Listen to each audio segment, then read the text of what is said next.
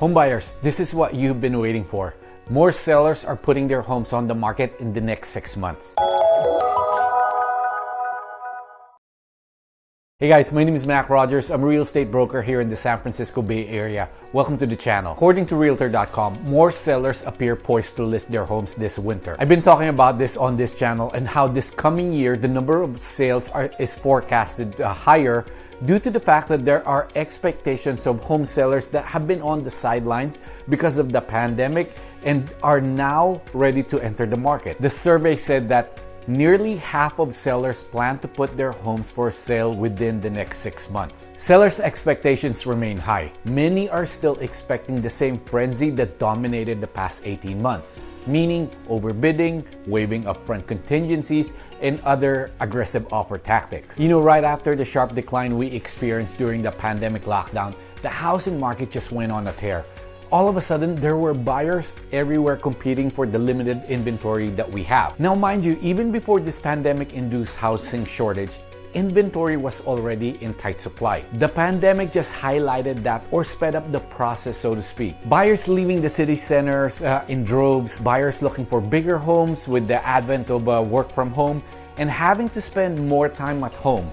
Add to this the number of millennials that also decided it was time for them to start buying their own home. Even vacation or second home locations didn't get spared. For home sellers, this proved to be great. The theme pretty much in every market in America, like I mentioned, was multiple offers, waiving contingencies, all cash offers, and in my own experience, even buyers that were getting loans were waiving their loan contingencies up front. Also, according to the survey, younger generations seem to be more eager to sell, as 34% of Gen Z homeowners and 49% of millennial homeowners plan to sell, while only 26% of Gen X homeowners, 11% of baby boomers, and 8% of the silent generation plan to do the same. The pandemic definitely put a stop to some sellers' plan to sell their homes because of health and safety reasons. But the other big reason why some would-be home sellers didn't list their homes, they were scared of not getting or finding a replacement property. It used to be when I had sellers that wanted to sell their home and move out of state,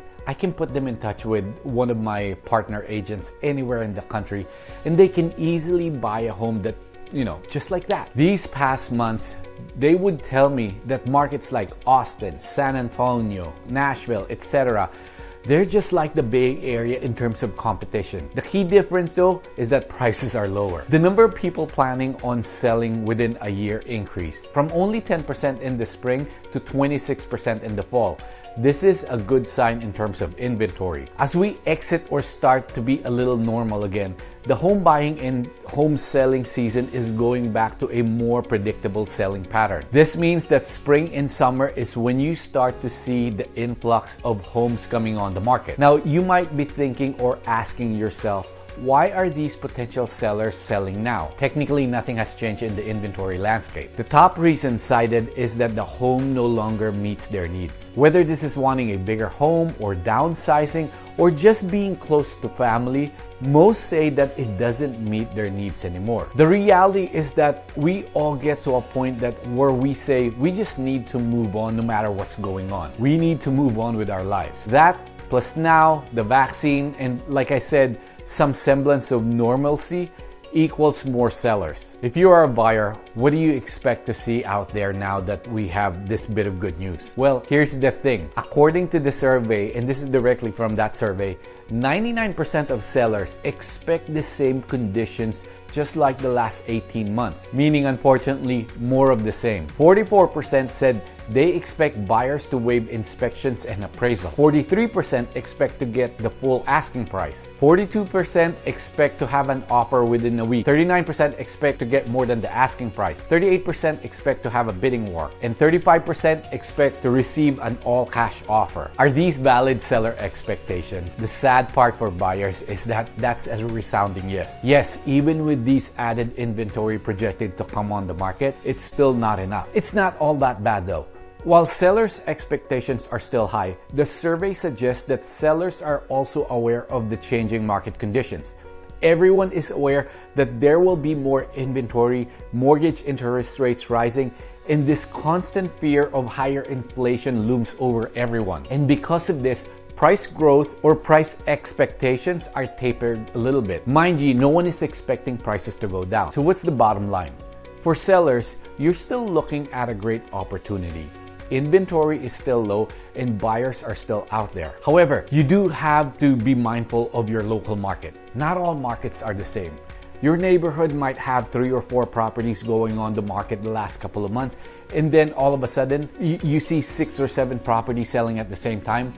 That significantly changes the landscape and buyer psychology. Also, keep in mind, if your house is more of a starter home, your first-time home buyers are more susceptible to mortgage rate increases. That could also affect the number of buyers for your property. Pricing is key. Do not be aggressive in pricing, meaning pricing on the high side because your property could stay longer on the market. Going back to the survey real quick, it says sellers are optimistic about sales price. 8% expect to sell their home for more than double what they paid for. A big 89% said that they will be willing to accept an offer at list price. And it says this, perhaps the strongest signal that fall sellers started seeing the shift in their local markets from an overheated pace to a more seasonal one came from the question asking them about their willingness to accept lower price in exchange for a quicker close. In the spring survey, 54% of sellers indicated that they would accept a lower offer. That share rose to 77% in the fall survey. So for the sellers out there,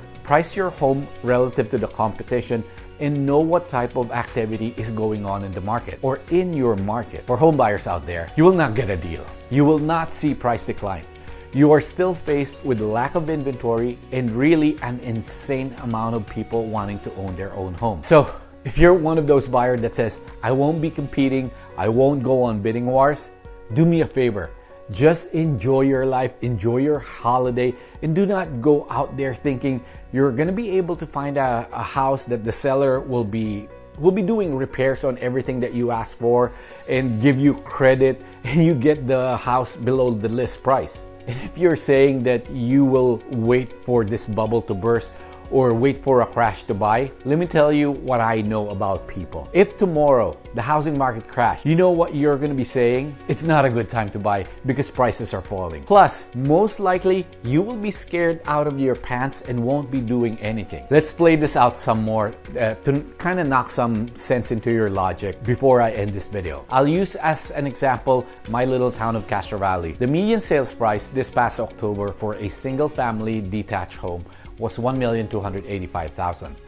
Back in October of 2020, that was $970,000. Say back in November of 2020, you said, I'm not buying at these prices because I'm waiting for the market to go down. Let's just say go down and not crash. Now it's 12 months later, and let's just say the market here in Castro Valley went down 10%. So you buy a house at $1,156,500.